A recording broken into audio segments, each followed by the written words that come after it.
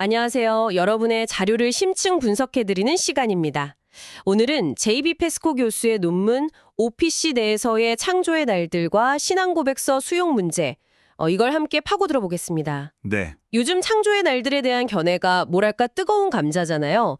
근데 이 논문은 이걸 단순히 과학 논쟁이 아니라 신앙고백서를 어떻게 받아들일 것인가 하는 교회 중요한 문제로 접근하고 있습니다. 네, 맞습니다.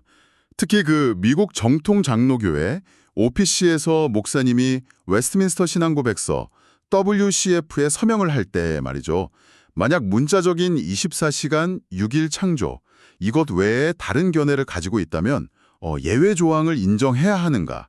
이런 아주 구체적이고 좀 현실적인 질문에 답을 찾아가는 논문이라고 할 수 있습니다. 아, 그렇군요. 신학을 공부하시는 여러분들께는 정말 익숙한 웨스트민스터 신앙고백서 해석, 또 적용에 대한 아주 흥미로운 논의가 될 것 같습니다. 이게 단순히 창조론만이 아니라 신앙고백 전체를 대하는 태도에 대한 이야기이기도 하니까요. 맞아요. 그래서 오늘 저희는 페스코가 먼저 어떤 해석 방법을 좀 문제 삼는지, 또 그가 대안으로 제시하는 원칙은 뭔지, 그리고 그것을 창조의 날들 문제에 어떻게 적용하는지 그 과정을 한번 따라가 볼 겁니다. 논문의 그 논리 구조 있잖아요. 문제 제기, 증거 제시, 결론 도출. 이건 좀 명확히 따라가면서요. 좋습니다. 그리고 마지막에는 이 논증이 갖는 심과 한계는 무엇인지, 또 실제 목회 현장에는 어떤 점을 시사하는지까지 짚어보겠습니다. 그럼 바로 시작해볼까요? 페스코가 비판하는 특전 해석 방법론이 있다고요. 네, 그 데이비드 홀 같은 학자들이 강조하는 원저자 의도, 그러니까 Original Authorial Intent, 확연을 통한 신앙고백 해석 방법론입니다. 쉽게 말하면 신앙고백서를 작성한 사람들, 그 원저자들의 원래 의도가 무엇이었는지를 파악해서 그대로 따라야 한다. 이런 주장인데요. 페스코는 이 접근법만을 고수할 때 좀 심각한 문제들이 발생한다고 지적합니다. 아, 원저자들이 무슨 뜻으로 썼는지 아는 게 당연히 중요할 것 같은데 뭐가 문제라는 거죠? 좀 의외인데요? 페스코의 논점은 그 원저자 의도가 유일한 기준이 되어버리면 오히려 현재 우리가 받아들이기 어려운 결론에 도달하거나 아니면 반대로 현재 널리 받아들여지는 신학자들이 오히려 신앙 고백서에 동의하지 못하게 되는 그런 역설이 생긴다는 겁니다. 그는 이 문제를 보여주려고 이 방법론을 다른 교리들에 한번 적용해보는 뭐랄까 사고 실험을 해요. 아, 다른 교리에 적용해보면 그 문제점이 드러난다? 이런 말씀이시군요. 흥미로운데요? 어떤 사례를 드나요? 대표적인 게 이제 아미라우트주의, 에미랄디어니즘입니다. 이건 보통 칼빈주의 5대 교리 중에서 제한 속죄랑 좀 배치된다고 여겨지는 견해잖아요. 네, 그렇죠. 근데 만약 원저자 의도가 절대 기준이라면요. 웨스트민스터 총회 회의록에 기록된 대로 총회 안에 칼람이나 파인스 같은 아미라우트주의 성향의 신학자들이 실제로 참여했고 발언했다는 그 역사적 사실 때문에요. 아미라우트주의도 WCF 테두리 안에서 용인될 수 있다. 이런 결론이 나올 수 있다는 겁니다. 잠깐만요. 총회 안에 그런 견해를 가진 사람이 있었다는 건가요?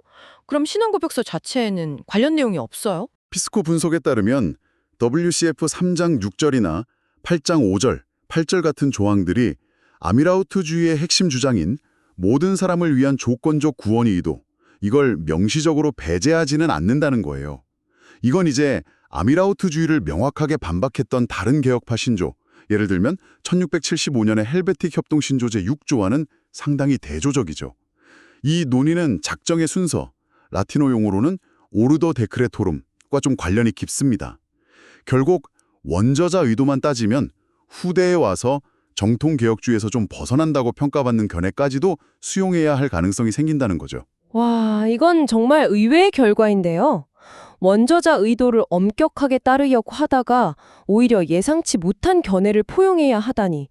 또 다른 예시도 있습니까? 네, 자연신학, 내추럴 테올로지 문제도 비슷합니다. 라틴어로는 세올로지아 내추랄리스라고 하죠. WCF 1장 1절이나 21장 1절 같은 곳을 보면 자연의 빛, 라이트 오브 네이처를 통해서 하나님에 대해 알 수 있는 부분이 있다고 말하거든요. 실제로 총회 의장이었던 투이스 같은 인물은 아리스토텔레스의 제1원동자 논증 같은 자연이성을 통한 신존재 증명을 꽤 긍정적으로 봤다고 해요. 하지만 반틀 같은 후대의 개혁 신학자들은 타락한 인간의 자연 이성 능력에 대해서 훨씬 비판적이잖아요. 바로 그 지점입니다. 만약 원저자 의도가 기준이라면 트위스의 견해에 동의하지 않는 현대 많은 개혁신학자들, 예를 들어 반틸주의자들은 오히려 WCF 해당 조항들에 대해서 예외를 제기해야 하는 그런 상황이 발생한다는 거죠. 이것도 참 역설적이에요. 그러네요. 원저자 의도를 따르려다 보니까 현대의 중요한 신학 흐름과 충돌하는 문제가 생기는군요. 페스코는 이런 식으로 원저자 의도 방법론의 한계를 여러 각도에서 보여주는 것 같습니다. 네, 그렇습니다. 그리스도의 능동적, 수동적 순종 전가 문제라든가 아니면 타락전 선택설이냐 후선택설이냐 하는 그 랩사리아니즘 논쟁에서도 비슷한 문제점을 지적해요. 예를 들어서 타락 후 선택설 입장을 보이는 WCF 3장 6절 아담 안에서 타락한 이 구절에도 불구하고요. 트위스나 루터포드 같은 저명한 타락전 선택설 수프라랩사리아니즘 지지자들이 예외 없이 서명했다는 사실은 원 저자들의 견해가 하나로 통일되지 않았다는 걸 보여주죠. 그러니까 예정의 대상, 라틴어로는 objectum praestinationis에 대한 다른 견해가 공존했던 겁니다. 또 신정론을 주장하는 이들은 WCF 19장 4절의 명백한 진술, 시민법은 만료되었으며 이 부분과 또 총회의 실제 행동, 예를 들어 반삼위일체론자들을 처형하지 않았던 사례에 비춰볼 때 오히려 예외를 두어야 한다는 결론에 이른다고 지적하기도 합니다. 종합해보면 원 저자 의도라는 그 기준 하나만으로는 신앙 고백서 수용 문제를 일관되게 해결하기가 어렵다 이런 얘기군요. 어떤 경우에는 너무 포용적이 되고 다른 경우에는 또 너무 배타적이 되는 모순이 발생하니까요. 그럼 페스코가 제시하는 대안은 뭔가요? 이 난관을 어떻게 헤쳐나가자고 제안하죠? 페스코는 찰스 헛지 같은 신학자들이 사용했던 animus imponentus라는 라틴어 개념을 아주 중요한 대안으로 제시합니다. 문자적으로는 부가하는 정신, the spirit in which it is imposed, 이 정도로 번역될 수 있겠는데요. 핵심은 신앙고백서의 역사적 의미와 함께 그 신앙고백서를 채택하고 사용하는 교회 또는 기관이 그 문서에 부여하는 해석적 의도, 즉 그 정신, animus를 함께 고려해야 한다는 원칙입니다. 그러니까 텍스트 자체의 의미나 원저자의 의도뿐만 아니라 그 텍스트를 받아들이고 적용하는 공동체, 즉 교회가 중요해진다는 말씀이시군요. 그렇습니다. 단순히 과거의 의미에만 매달리는 것이 아니라 그 신앙 고백서를 살아있는 문서로 사용하는 현재 교회의 이해와 적용 방식이 중요하다는 관점이죠. 그리고 페스코는 이게 그냥 이론적인 주장이 아니라 실제로 웨스트민스터 총회 스스로가 적용했던 방식이라고 주장합니다. 웨스트민스터 총회가 스스로요? 어떤 사례가 있나요? 좀 구체적으로 들어볼 수 있을까요? 바로 사도신경 해석 사례입니다. 웨스트민스터 소유리 문답 부록에 사도신경을 포함시킬 때 좀 논란이 되었던 지옥에 내려가셨다가 He descended into hell 이 구절 있잖아요. 네, 있죠. 여기에 대해서 총회는 원저자들의 문자적 의도와는 다른 해석을 부여했다는 겁니다. 원래는 문자 그대로 그리스도께서 지옥에 가셨다는 의미로 이해되었는데 총회는 다르게 해석했다고요? 어떻게 해석했죠? 대요리 문답 50문답을 보면요. 이 구절을 문자적인 지옥 강화가 아니라 장사되시고 죽음의 상태에 계속 계시며 3일까지 죽음의 권세 아래 거하신 것으로 해석했어요. 그리고 소요리 문답 부록에 실린 사도신경의 해당 문구 옆에 이 대요리 문답 해석을 각주로 달아놓았거든요. 이것은 총회 스스로가 원저자들의 의도와는 다른 총회 자신들의 이해, 즉 아니무스 임포넨티스를 적용해서 신앙 고백적 문서를 수용한 아주 중요한 선례라는 거죠. 와, 이건 정말 강력한 증거네요. 총회 스스로가 부과하는 정신의 원칙을 사용했다니. 그럼 이제 이 애니머스 임포넨티스, 즉 부과하는 교회의 정신이라는 원칙을 가지고 오늘의 핵심 문제인 창조의 날들, WCF 4장 1절에 엿새 동안에 In the space of 6 days라는 문구를 분석해봐야겠군요. 페스코는 어떻게 적용하나요? 페스코는 여기서도 두 가지 측면을 다 고려합니다. 첫째, 엿새 동안에 라는 문구 자체의 역사적 의미는 무엇인가?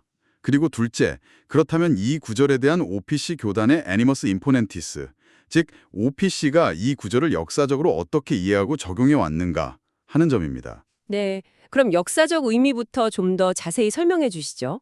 엿새 동안에 라는 말이 꼭 24시간 6일을 의미한다고 보긴 어렵다. 이런 이야기인가요? 네, 페스코는 그렇게 주장합니다. 물론 이 문구가 어거스틴 등이 주장했던 순간 창조설, 그러니까 하나님이 모든 것을 한순간에 창조하셨다는 견해를 반박하기 위한 의도가 있었음은 분명하다고 인정해요. 하지만 그렇다고 해서 이것이 반드시 하루 24시간만을 의미한다고 단정하기는 어렵다는 몇 가지 근거를 제시합니다. 어떤 근거들인가요? 첫째는 신앙고백서 본문에 24시간이라는 명시적인 언급이 없다는 점이에요. 오히려 안식일 길이를 논의할 때는 24시간이라는 표현을 넣으려다가 제외한 기록도 있다고 하고요. 둘째는 총회 참석자였던 존 라이트풋 같은 인물은 창조 첫날을 36시간으로 보기도 했다는 겁니다. 36시간이요? 네, 라이트풋의 견해가 다소 특이하긴 했지만요. 그에 져서 부제 자체가 대부분 확실하고 나머지는 개연적이며 전에 거의 들어보지 못한 것들이었다고 하죠. 당시에도 어느 정도 유연성이 존재했음을 보여주는 정황 증거는 될 수 있다는 거죠. 그리고 셋째, 24시간 견해를 지지했다고 확인된 총회 참석자 수는 데이비드 홀이 제시한 자료에서도 전체의 약 19% 정도에 불과하고 상당수 참석자들의 견해는 아예 알려지지 않았다는 점도 지적합니다. 그렇군요. 역사적 기록만으로는 24시간만이 유일한 정통 해석이었다. 이렇게 단정하기는 어렵다는 이야기네요. 그럼 두 번째 측면, OPC 교단의 애니모스 임포넨티스는 어떻습니까? OPC는 역사적으로 이 문제를 어떻게 다루어 왔나요? 네, 이 부분이 패스코 논증의 핵심 중 하나입니다. OPC 창립 당시에 이 문제에 대한 명시적인 결정은 없었어요. 그런데 놀랍게도 OPC의 설립을 주도했던 메이찬, 제이 그레샴 매첸 자신이 문자적 24시간 6일 창조 견해를 갖지 않았다는 사실을 지적합니다. 메이첸은 성경 첫 장의 엿새가 반드시 24시간의 엿새라고 생각할 필요는 없다. 우리는 그것을 오히려 매우 긴 시간들, vast periods of time으로 생각할 수 있다고 분명히 말했어요. 잠깐만요. 네. OPC 창립자가 날 시대 견해를 가졌다고요? 이건 정말 중요한 지적인데요. 만약 OPC가 창립 때부터 24시간 견해만이 유일한 정통이다 라는 그런 애니모스 임포넨티스를 가졌다면 메이첸 스스로가 WCF 4장 1절에 대해 예외를 인정했어야 하는 거 아닌가요? 바로 그 점을 패스코가 지적하는 겁니다. 만약 그랬다면 OPC 역사가 시작부터 좀 꼬였겠죠.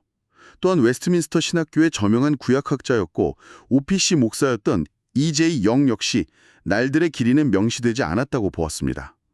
그는 각 날이 히브리어 욤,욤으로 불릴 수 있는 기간, period of time이라고 주장했습니다. 아, 메이첸과 영 모두 OPC와 웨스트민스터 신학교에 정말 큰 영향을 미친 인물들인데 그들이 24시간 견해를 고수하지 않았다는 것은 OPC의 아니무스 임포넨티스를 이해하는 데 아주 결정적이겠네요. 그렇습니다. 패스코는 또한 메이첸이 전천년설, 프리밀레니얼리즘 신념을 가진 사람들이 WCF나 대오리 문답, 특히 88문답에 예외 없이 서명할 수 있다고 본 입장을 상기시켜요. 메이첸은 이에 대해서 교회가 우리 형제들에 대한 신뢰, confidence in our brethren를 가져야 한다고 말했죠. 패스코는 이와 유사하게 창조의 날들에 대해서도 OPC는 역사적으로 24시간 견해만을 강요하는 그런 배타적인 아니무스 임포네티스를 가져오지 않았다. 이렇게 결론 짓습니다. 자, 그럼 모든 논의를 종합해서 패스코의 최종 결론에 도달해 봅시다. OPC 목사가 24시간 외의 창조 견해를 가질 경우 WCF 4장 1절에 대해 예외를 두어야 할까요? 패스코의 대답은 명확합니다. 아니요, 노입니다. 아니요. 네.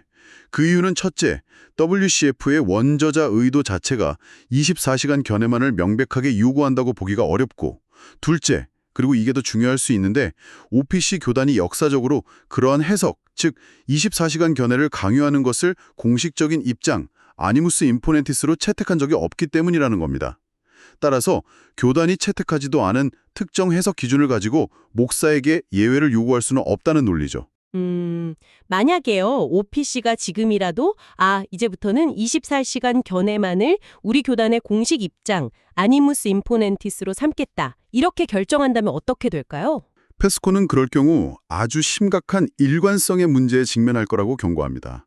만약 창조의 날들에 대해 그런 엄격한 원저자 의도 플러스 새로운 애니무스 임포넨티스 기준을 적용한다면요.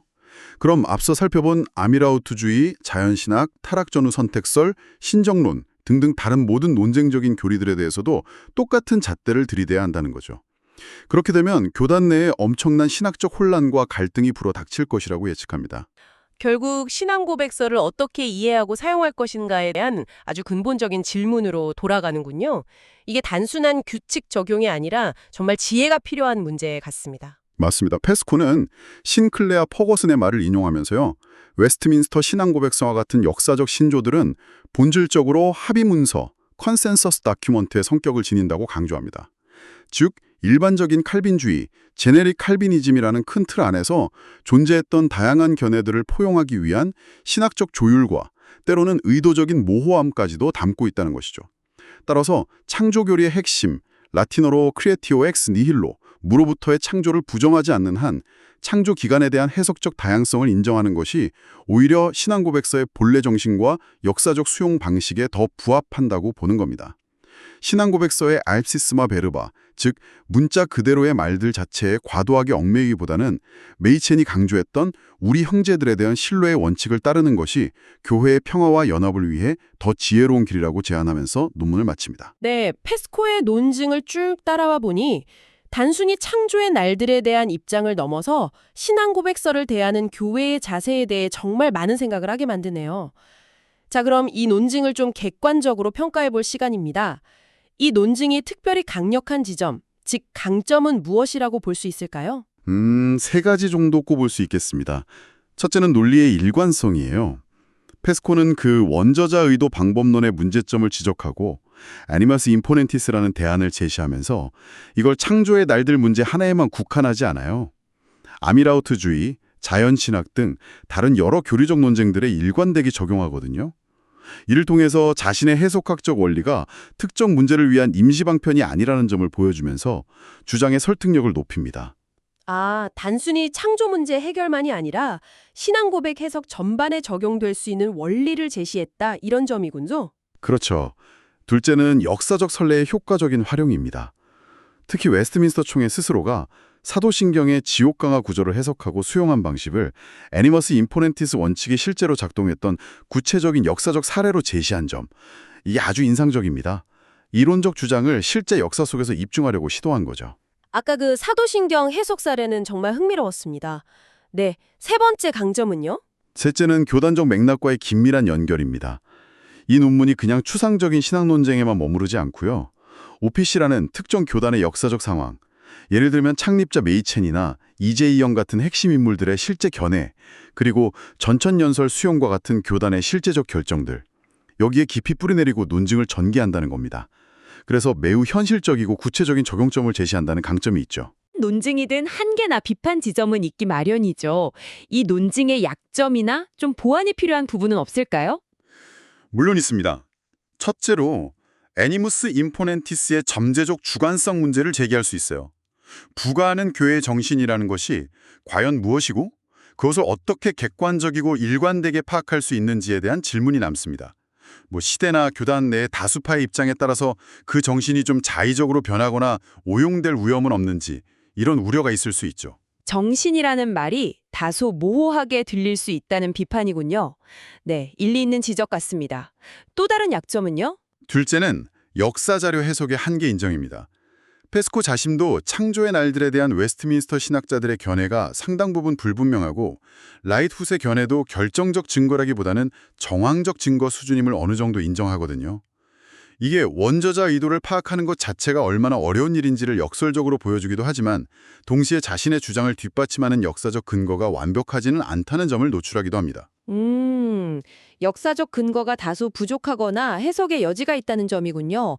네, 마지막 약점은 무엇인가요? 셋째는 애니무스 임포넨티스를 강조하는 과정에서 원저자 의도의 중요성이 상대적으로 좀 경시될 수 있다는 우려입니다. 페스코는 원저자 의도만을 기준으로 삼는 것을 비판하는 것이지 원저자 의도 자체를 무시하자는 것은 아닐 겁니다. 하지만 논증의 무게중심이 현재 교회의 정신적으로 좀 이동하면서 신앙고백서가 처음 작성될 당시의 역사적 의미나 신학적 맥락의 중요성이 약화될 위험은 없는지 좀 비판적으로 검토해 볼 필요가 있습니다. 균형의 문제군요. 과거의 의미와 현재의 적용 사이에서 적절한 균형점을 찾는 것이 중요하겠습니다. 자, 그럼 마지막으로 이 논의가 실제 교회 현장, 특히 목회자들에게 주는 목회적 함의는 무엇일까요? 네, 이것 또한 세 가지 정도 중요한 함의를 생각해 볼 수 있습니다. 첫째는 교회의 연합과 평화를 증진하는 데 기여할 수 있다는 점입니다. 창조의 날들과 같이 성경 해석상 다양한 견해가 가능한 부차적인 문제에 대해서 교단의 역사적 수용 범위와 정신 애니머스 임퍼넨티스 안에서 어느 정도의 다양성을 인정함으로써 불필요한 신학 논쟁으로 인한 갈등과 분열을 피하고 그리스도 안에서의 연합을 도모하는 지혜를 제공합니다. 메이첸이 말한 형제에 대한 신뢰 원칙과도 연결되죠. 아, 본질적인 교리가 아니라면 서로 존중하며 연합하는 자세가 필요하다. 이런 거군요. 그렇죠. 둘째는 임직자 심사 및 권징의 실제적인 지침을 제공할 수 있습니다. 목사나 장로 후보생을 심사하거나 혹은 교리적 문제로 권징을 다룰 때 신앙 고백서의 특정 조항에 대한 다양한 해석의 가능성을 어느 정도까지 허용할 것인지 판단하는 데 있어서 원저자 의도와 교회의 수용 정신, 애니머스 임퍼넨티스를 함께 고려하는 균형 잡힌 틀을 제공해 줄 수 있다는 겁니다. 네, 마지막 목회적 함의는 무엇인가요? 셋째는 신앙 고백서에 대한 건강하고 겸손한 자세를 갖도록 돕는다는 점입니다. 신앙 고백서는 하나님의 영감된 말씀인 성경 그 자체는 아니잖아요. WCF 31장 4절에도 나오지만 특정 역사적 상황 속에서 최선을 다해 성경의 진리를 요약하고 합의한 인간의 문서임을 상기시킵니다. 따라서 신앙 고백서의 입시스마 베르바, 즉 문자적 표현 하나하나에 지나치게 얽매이기보다는 그 안에 담긴 핵심적인 신학적 원리와 정신을 존중하면서 교회의 역사적 수용 방식을 함께 고려하는 그런 신중하고 겸손한 자세로 신앙 고백서를 대하도록 이끌어줍니다. 네, 오늘 제이브리 페스코의 논문을 통해 신앙 고백서 수용이라는 매우 중요하고도 현실적인 문제를 깊이 있게 다루어 보았습니다. 핵심은 신앙 고백서를 해석하고 적용할 때 원저자들의 의도뿐만 아니라 그것을 채택하고 고백하는 교회의 살아있는 정신, 즉 아니머스 임포넨티스를 함께 고려해야 한다는 주장이었죠. 네, 맞습니다. 그리고 이 논의는 우리에게 아주 중요한 질문을 던집니다. 페스코의 주장처럼 신앙 고백서가 어느 정도의 해석적 유연성을 허용하는 합의 문서라면 교회는 어떻게 끊임없이 변화하는 시대 속에서도 역사적 신앙 고백에 대한 신실함을 잃지 않으면서 동시에 메이첸이 강조했던 우리 형제들에 대한 신뢰를 실천하며 연합을 이룰 수 있을까요? 그 교리적 순수성과 목회적 포용성 사이에 건강한 긴장을 유지하는 지혜를 어떻게 찾아갈 것인가? 이것이 오늘 우리에게 남겨진 과제일 것입니다. 오늘 신층 분석은 여기까지입니다. 함께 해주셔서 감사합니다.